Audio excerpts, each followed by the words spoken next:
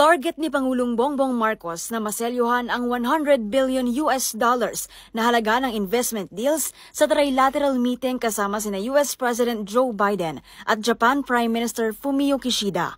Ayon kay Philippine Ambassador to the US Jose Manuel Romualdez, ito ang halaga na kanilang nakikita dahil inilalagay daw ng mga economic manager ng Pangulo ang economic package ng bansa sa iba't ibang sektor tulad ng digital infrastructure.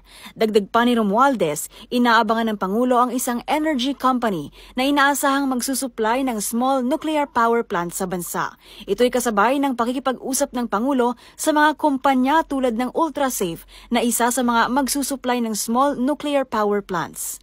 Our energy requirements in the next 2 years is going to be quite big, and the President knows that, and so he is exploring all possibilities of doing joint ventures and probably getting new technologies like the modular nuclear power plants. This is very interesting for the President and for the country as well. As you know, we have 7,600 islands, and our energy requirements is going to be quite big. Binigyan din ni Romualdez na maliban sa mga layuning pang-ekonomiya, ang pakikibahagi ng Pangulo sa trilateral meeting na ito ay ginagawaan niya ni Marcos para protektahan ang territorial integrity at soberanya ng bansa, lalo na ang mga kababayan nating mangingisdang matagal nang sumasalo ng panggigipit at panghaharas ng mga Chino sa West Philippine Sea. Para sa MBC TV Network News, ito si Pamela Adriano. Sama-sama tayo, Pilipino.